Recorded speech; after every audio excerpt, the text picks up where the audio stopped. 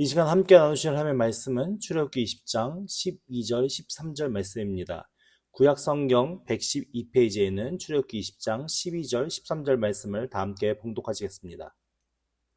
내 부모를 공경하라. 그리하면 내 하나님 여호와가 내게 준 땅에서 내 생명이 길리라. 살인하지 말라. 아멘.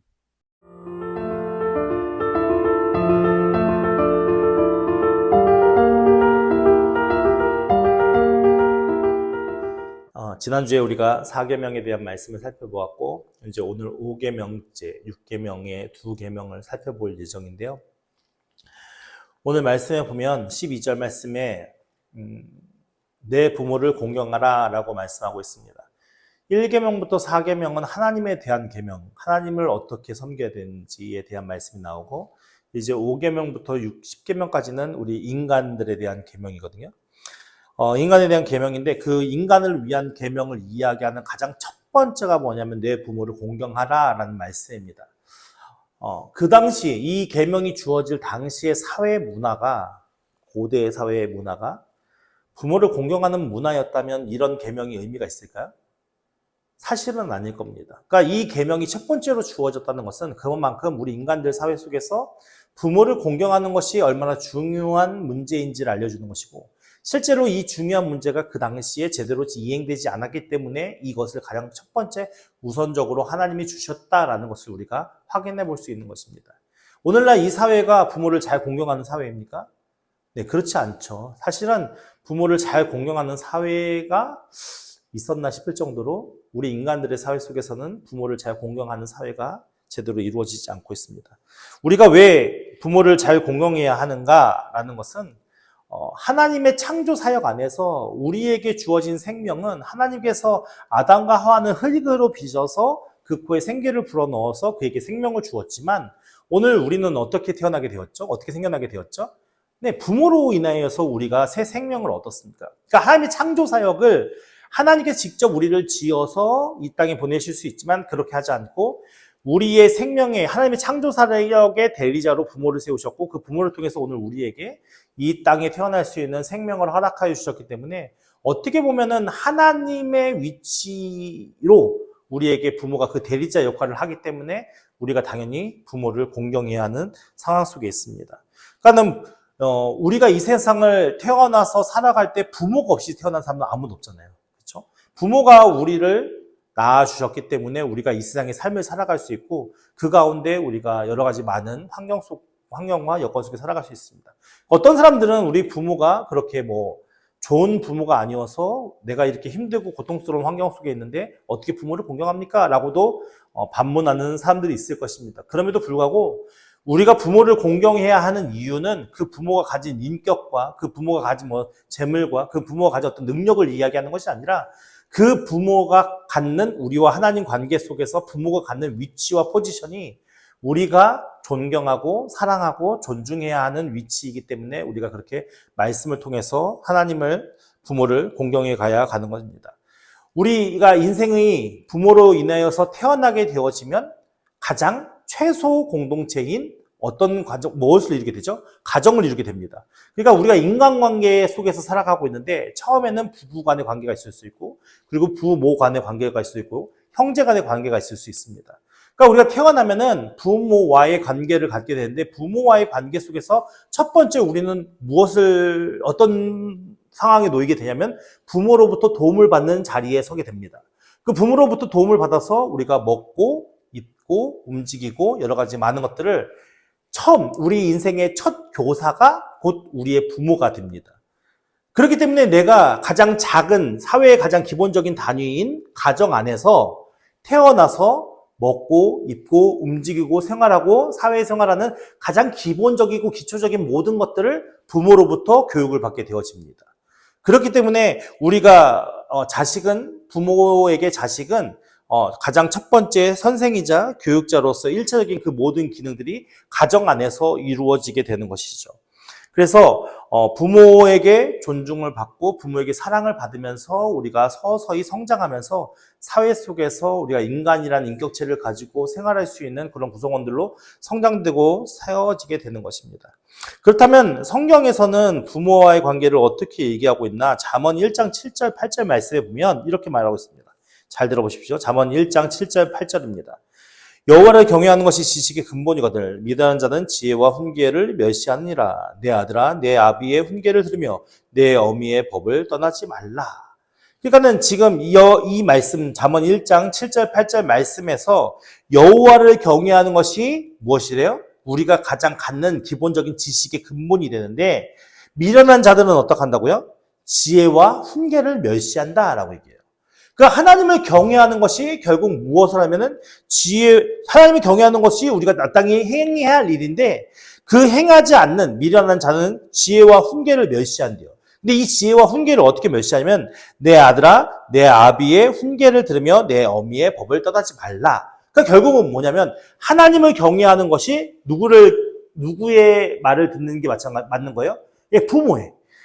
아버지의 훈계를 듣고 어머니의 법을 떠나지 말래요. 이것은 어떤 사람에게 적용되는 거죠? 지금 이 잠언은 누구에게 기록된 거죠? 이스라엘 백성들이 하나님의 은혜 안에서 기록된 말씀 아닙니까? 교훈하기 위한.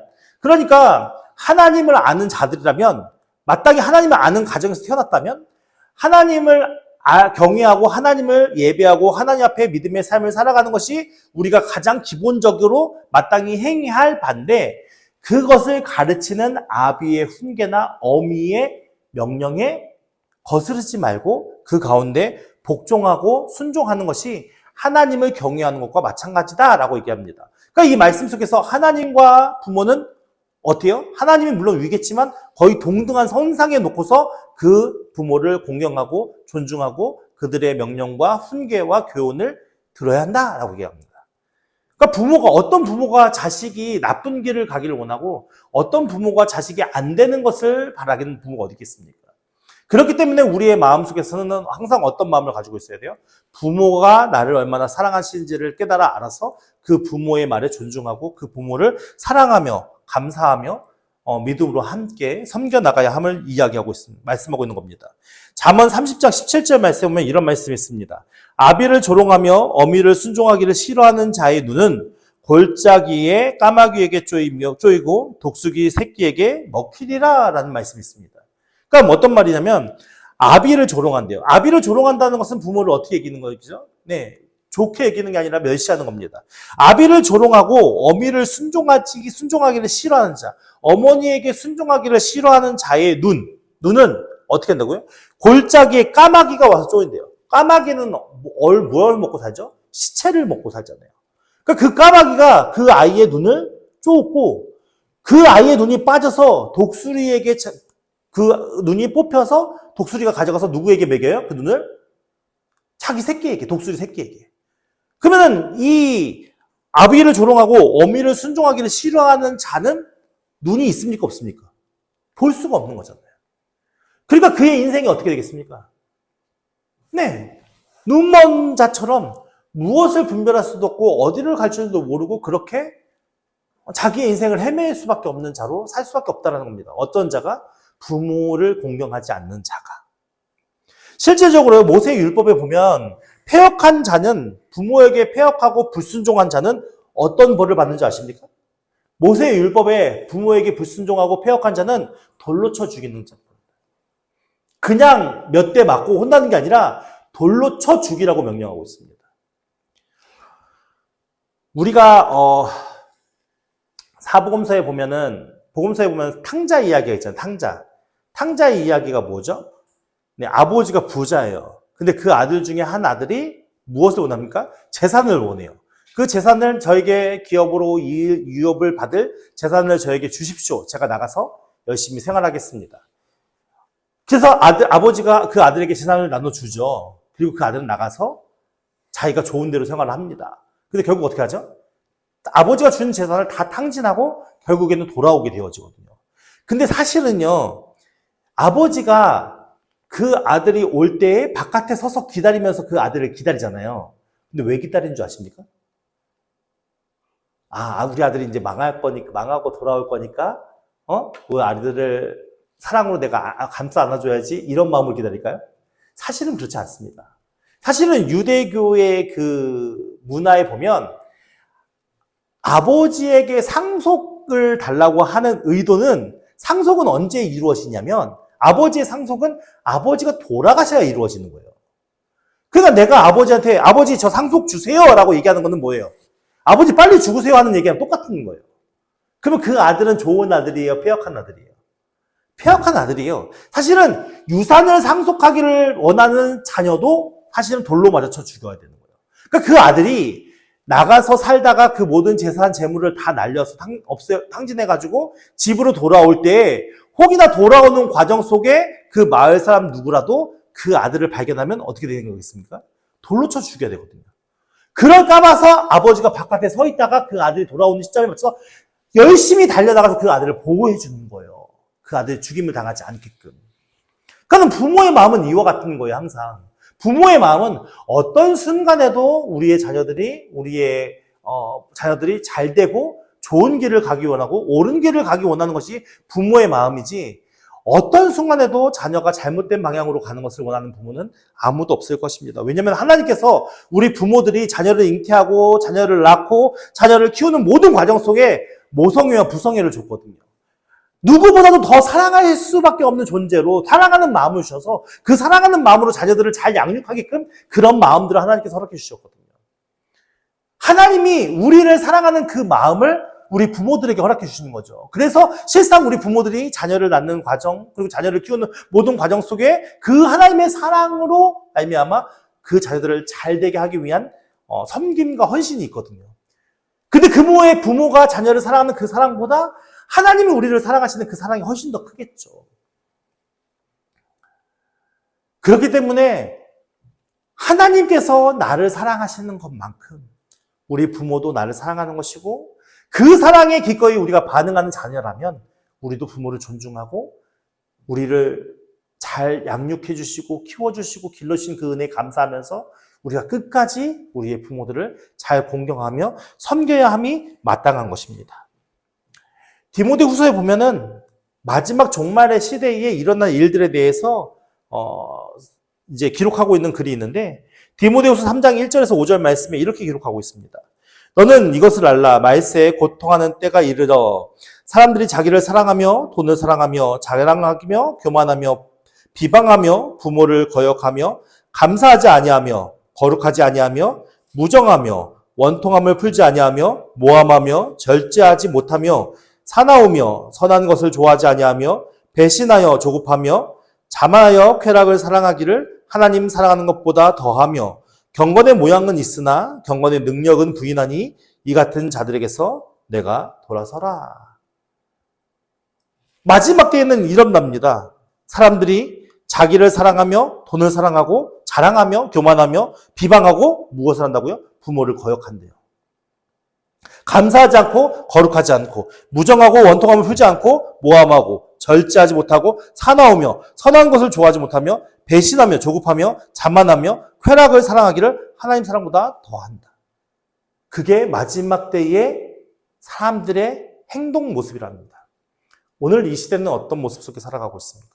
우리가 살아가는 사회는 어떻습니까? 여러분, 오늘 이 시대는 부모를 공경하고 하나님 사랑하기를 더하고 있습니까?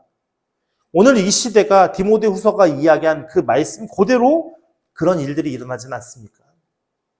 오늘 우리가 경각심을 가지고 우리 자신을 돌아봐야 하는 것은, 우리가 이러한 마음으로 세상 사람들과 똑같이 살아간다면 우리는 진정 하나님 사랑 안에 그 은혜에 기쁨으로 반응하는 자가 되지 못하는 겁니다. 우리가 기쁨으로 반응한다는 것은 이 모든 세상 사람들은 이러한 모습과 이러한 것을 쫓아 살아갈 때에 우리는 하나님 사랑에 반응해서 세상의 것을 좋아하지 아니하고 하나님의 말씀대로 하나님의 뜻대로 순종하며 그 하나님 안에서 믿음으로 살아가는 것이 우리가 하나님 사랑을 알아서 마땅히 반응해야 할 반응일 것입니다. 웨스트민스터 대요리 문답이라는 교리서가 있는데, 그 교리서 124번 문제가 뭐냐면 제5계명에 있는 부모는 누구를 뜻하는가? 라는 그 질문이 있어요. 그 질문에 웨스트민스터에서는 뭐라고 대답하냐면, 제5계명에 있는 부모는 혈육의 부모뿐만 아니라 연령, 은사의 모든 윗사람과 특히 하나님의 규례에 의하여 가정, 교회, 국가를 막론하고 우리 위에 있는 권위의 자리에 있는 자들을 뜻한다라고 얘기하고 있거든요. 그러니까 이 웨스트민스터의 의미는 확장된 개념의 의미인 거예요. 우리가 오늘 말씀에 내 부모를 공경하라라는 이 말씀은 혈육 관계에 의해서만 적용되는 문제가 아니라 오늘 우리가 살아가는 이 사회의 우리가 사회 속에서 살아가고 있잖아요. 우리가 가지고 있는 공동체 속에 살아가고 있잖아요. 그 공동체 안에서 가져야 할 의식이 무엇인가라는 걸 얘기하는데 거기에 부모를 누구로 볼 것이냐? 누구로 보냐면 내가 관계하는 모든 윗선의 사람들을 부모로 생각해야 된다. 이 말씀을 하는 거예요. 이게 왜 그러냐? 왜 윗사람들을 부모로 칭해야 하는가가 그 다음 문항인데 윗사람을 부모로 칭함은 아랫사람들에 대한 모든 의무를 가르쳐 육신의 부모같이 그 몇몇 관계에 따라 아랫사람들을 사랑으로 부드럽게 대하게 하고 아랫사람으로 하여금 마치 그들 자신의 부모에게 하듯 자기 윗사람에게 대한 의무를 더욱더 기꺼이 유쾌하게 명행해야 합니다라는 말씀입니다. 그러니까 이게 무슨 의미냐면 우리가 지금 함께하는 공동체 사회에서는 윗사람은 아랫사람을 어떻게 대해야 되는 거예요? 네, 윗사람은 아랫사람을 내 자식처럼 하나님의 사랑으로 그들을 관용하고 사랑하면서 그들이 사회 속에서 잘 적응하며 살아갈 수 있게 도와주는 역할을 해야 되는 거고 아랫사람은 윗사람을 어떻게 대해야 되냐면 내 부모가 나를 섬겨줘서 내가 이렇게 사회 구성원으로 자랐듯이 지금도 나의 모든 것을 보살펴 주시는 그 윗사람들을 부모님처럼 공경하며 대우하며 존중하며 사는 것이 마땅하다라는 겁니다. 그러니까 이게 어떤 개념 속에 있는 거예요? 이제 우리가 그냥 단순히 혈연 관계에 의한 것이 아니라 하나님이 창조하신 이 세상에서 하나님의 피조물인 우리가 어떤 관계를 형성하며 살아야 하는가가 이 표현에 나와 있는 것이죠. 그래서 이 하이데베르그 교리문답을 작성했던 그 사람이 5계명에 대해서 이렇게 해석했습니다. 이 계명의 의도 혹은 목적은 하나님께서 하급자들과 상급자 간의 상호 의무들로 지정하신 시민의 질서를 보존하는 데 있다. 상급자들은 하나님께서 다른 사람들을 다스리시고 보호하시는 일을 위하여 그들 위에 세우신 모든 사람을 가리킨다. 하급자들은 하나님께서 다른 사람들 아래에 두셔서 그들에게서 다스림을 받고 보호하도록 하신 자들이다. 그러니까는 윗사람들은 누가 세웠다는 거예요? 하나님께서. 아랫사람들도 하나님께서 세우셨는데 이 윗사람과 아랫사람의 그 관계가 부모와 자식과의 관계처럼 그렇게 서로 상호 존중하고 사랑하는 관계가 될 때 이 사회 공동체가 그렇게 아름답게 모두가 같이 성장해 갈 수 있는 은혜 안에 거할 수 있다라고 얘기하는 것이죠. 그래서 오늘 우리 사회가 그런 관계 속에 살아가야 함을 웨스트민스터 교리문답에서 설명하고 있는데 이것을 확인해 볼 수 있는 게 에베소서 6장의 말씀인데요. 에베소서 6장의 말씀에 보면은 1절에서 4절 말씀에 자녀들아 주 안에서 너희 부모에게 순종하라 이것이 옳으니라. 내 아버지와 어머니를 공경하라 이것이 약속 있는 첫 계명이니 이로써 내가 잘되고 땅에서도 장수하리라. 또 아비들아 너희 자녀에게 노엽게 하지 말고 오직 주의 교훈과 훈계로 양육하라 라고 얘기하면서 그 다음에 어떤 말씀들이 나옵니까? 상전과 종에 대한 이야기가 나오고 그런 공동체에 대한 이야기들이 말씀 속에 나오고 있습니다. 그러니까 결국 하나님께서는 부모를 공경하라라는 그 말씀의 의미 속에 단순히 우리 가정만, 우리만을 이야기하는 것이 아니라는 겁니다. 우리 전체 공동체 안에서 우리가 서로 존중하고 배려하는 그런 삶을 살아갈 때 그렇게 서로 누구를 까여보고 멸시하고 이런 관계가 아니라 서로 사랑하는 과정과 서로 존중하는 문화와 서로 그런 관계 속에서 하나님 사랑하듯이 서로 존중하며 살아갈 때 우리가 진정 그 공동체가 바른 공동체로 세워갈 수 있고 하나님이 기뻐하시는 은혜의 사람들로 세워갈 수 있다는 겁니다. 그렇게 하기 위해서 먼저 행해야 할 것이 무엇이냐면 부모가 내게 말씀하고 명령하는 것에 대해서 순종하고 지킬 마음과 태도를 갖는 게 중요하다라고 말씀합니다. 그리고 부모는 부모로서 자녀들을 대할 때 노엽게 대하지 말고 하나님의 사랑을 입각해서 그 자녀를 향하신 하나님의 시선과 그 자녀들을 향하신 하나님의 뜻을 분별하면서 그 자녀들을 잘 양육할 의무와 책임이 있는 것이죠. 그러니까 오늘 내 부모를 공경하라. 그리하면 무엇을 해준대요? 내 하나님 여호와가 뒤에 말씀, 뒤에 계명에는요 6, 7, 8, 9, 10에는 하나님이라는 단어가 나오지 않습니다. 유일하게 인간을 향한 계명 중에 하나님 여호와가 포함된 계명은 오늘 5계명밖에 없습니다. 하나님 여호와가 무엇을 해준다요? 내게 준 땅에서 내 생명이 길리라라는 말씀은 결국 무엇을 합니까? 장수의 복을 주시겠다는 겁니다. 그러니까 우리 공동체를 사랑하고 그 공동체 안에서 아름답게 자신의 역할과 책임을 다하는 자를 그 공동체에 오래 두면 둘수록 좋은 거죠. 근데 그 공동체를 해치고 말도 안 듣고 부모를 공경하지 않고 여러 가지 많은 일들을 일으키는 자는 오래 두면 좋습니까? 빨리 제해버릴 수밖에 없는 거죠. 어떻게 보면 이건 당연한 겁니다. 그러므로 내 하나님 여호와가 내게 준 땅에서 내 생명이 길리라 라는 이 말씀은 당연한 거죠. 오늘 우리가 우리의 살아있는 육신의 부모님들을 공경하는 것도 중요하고 우리 공동체 안에서 함께 우리 윗전을 존중하고 사랑으로 대하는 것도 매우 중요한 가운데 있습니다. 중요한 것은 내가 어떤 위치에 있으니까 나를 이렇게 대접해줘라는 그런 마음이 아니라 서로를 이타적으로 생각하는 마음. 내가 먼저 섬기고 내가 먼저 사랑해주고 내가 먼저 존중해주고 내가 먼저 움직일 수 있는 그런 사람들이 되어진다면 이 부모를 공경하라는 그 말씀이 우리 안에서 아름답게 이루어져서 하나님이 주시는 은혜의 복을 우리는 누리며 살아갈 수 있을 것입니다. 그 다음에 이제 살인하지 말라라는 6계명의 말씀이 나오는데 살인하지 말라라는 것은 어떤 의미를 담고 있을까요? 불법적인 살인하지 말라는 겁니다. 우리가 전쟁을 하게 됩니다. 전쟁을 할 때 살인하지 않을 수 있나요?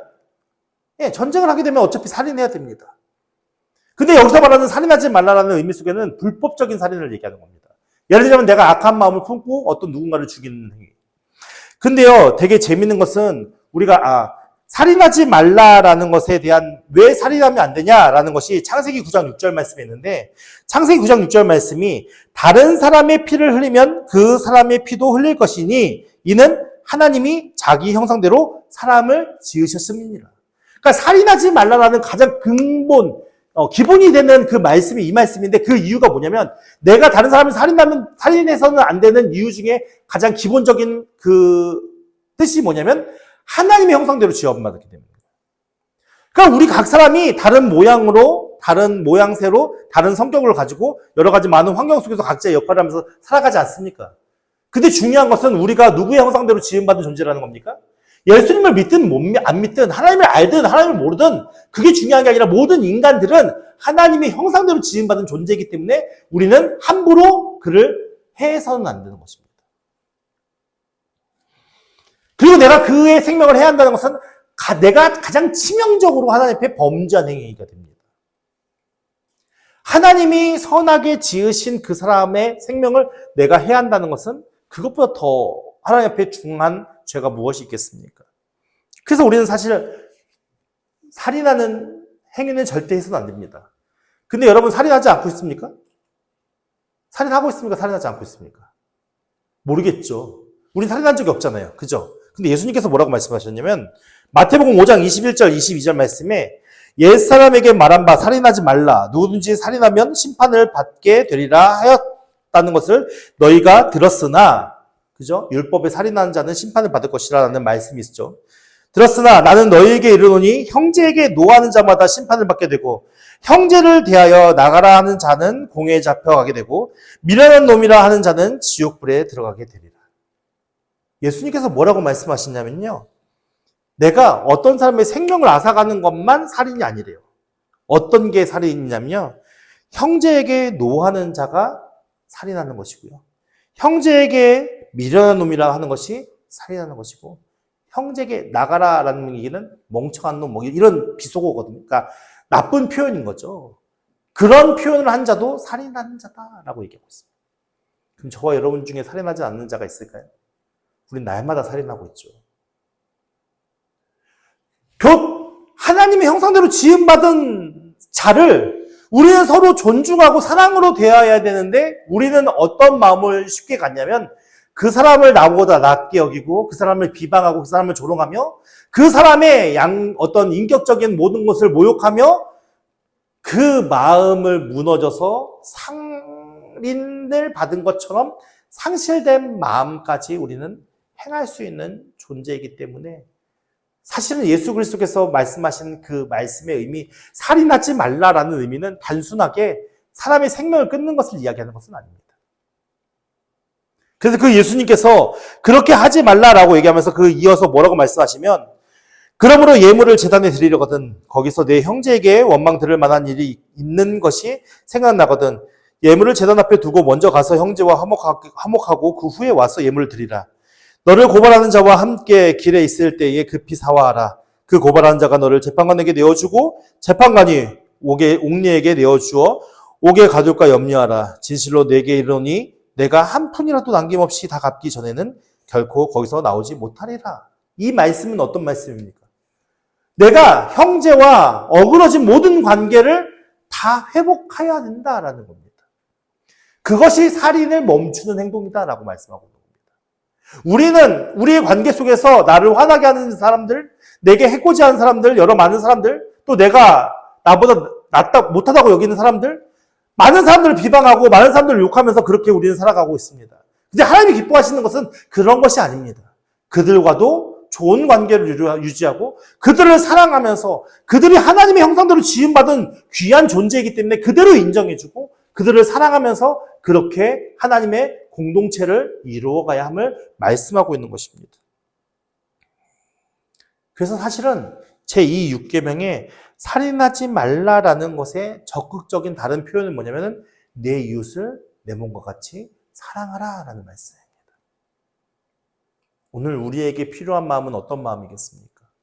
오늘 우리는 어떤 마음으로 우리 주변의 사람들을 대하고 어떤 마음으로 우리 주변의 사람들과 함께 교제하고 있습니까? 내가 하나님의 사랑을 입은 자들로서 그 사랑의 마음을 가지고 저들을 하나님의 형상대로 인정하고 존중하고 사랑하면서 그렇게 우리와 관계하는 모든 사람들을 대해야 할 텐데 사실 우리는 너무 약하고 부족해서 그렇게 하지 못하고 있죠. 오늘 우리 자신을 돌아봤으면 좋겠습니다. 하나님, 왜 우리는 부모를 공경하지 못합니까? 하나님, 왜 우리는 끊임없이 살인하고 있습니까? 우리의 연약함을 주의 용서하옵시고 이제는 우리가 주의 말씀의 계명처럼 내 부모를 공경하고 우리가 살인하지 않고 우리의 이웃을 사랑하면서 그렇게 우리 안에 허락하신 하나님의 사랑의 공동체 안에서 우리가 이타적인 삶을 살고 사랑하는 삶을 살면서 그렇게 하나님의 은혜의 일들을 감당할 수 있는 자들이 되기를 우리 함께 기도했으면 좋겠습니다. 그래서 그렇게 우리가 진짜 하나님이 원하시는 말씀의 은혜대로 살려고 애쓰고 힘쓰다 보면 그 안에서 성령께서 하시는 일이 있고 그 안에서 하나님의 은혜의 일들이 이루어지지 않겠습니까? 우리가 그것을 소망합시다. 우리가 그것을 바라봅시다. 그래서 때로는 우리의 자존심이 짓눌려도 때로는 우리가 비참한 삶을 어떤 손가락질을 당한 일이 있다 하더라도 낙심하고 좌절하지 말 것은 이미 우리는 하나님 안에서 충분한 사랑과 존중을 받은 사람들이기 때문에 아무것도 모르는 저들이 우리에게 손가락질한다고 무엇이 중하겠습니까? 내가 대기업 회장의 아들로 태어나는데 내가 지금 현재 가진 것이 없다고 사람들이 손가락질한다고 그걸 상처받는 사람은 아무도 없을 것입니다. 문제는 내가 진짜 거지 같으니까 사람들의 그 손가락질에 상처받는 겁니다. 오늘 우리가 자존감이 없는 이유가 무엇이겠습니까? 내가 진짜 하나님으로부터 사랑받는 존재라는 것을 내가 깊이 깨닫고 그걸 경험하면서 사는 사람들은 세상 사람들이 아무리 루저 같은 놈이라고 손가락질한다 하더라도 그 가운데 낙심하지 않을 겁니다. 근데 우리가 진짜 낙심하는 이유는 무엇입니까? 하나님의 사랑이 내 안에 충분히 역사하지 못하기 때문에 사람들의 손가락질이 다른 사람들의 비방하는 말들이 우리에게 상처가 되는 것 아니겠습니까? 그렇다면 우리가 먼저 회복해야 할 것은 우리가 하나님 앞에서 어떤 존재인지를 하나님을 구하고 하나님을 찾고 하나님을 만나면서 우리 자신의 정체성을 뚜렷하게 세워주고 그 정체성 안에서 내가 존중받는 그 사랑이 나뿐만 아니라 나와 함께하는 모든 이들에게 주어진 귀한 은혜임을 깨달아 알아서 우리가 함께 서로 사랑하며 존중하며 그렇게 우리의 공동체와 우리 주변의 모든 일들을 세워나갈 때 그 가운데 분명히 성령께서 역사하셔서 우리를 축복의 통로로 사용하셔서 저 아직도 모르고 세상 가운데 헤매 있는 자들에게 하나님의 복음의 빛을 비출 수 있는 은혜의 사람들로 쓰실 줄 믿으시기 바랍니다. 우리가 그것을 기대하고 소망하면서 오늘도 예수 안에서 오늘도 하나님 안에서 오늘도 성령 충만한 은혜 가운데 거하여서 하나님과 함께 동행하는 저와 여러분 되기를 예수님의 이름으로 축원드립니다.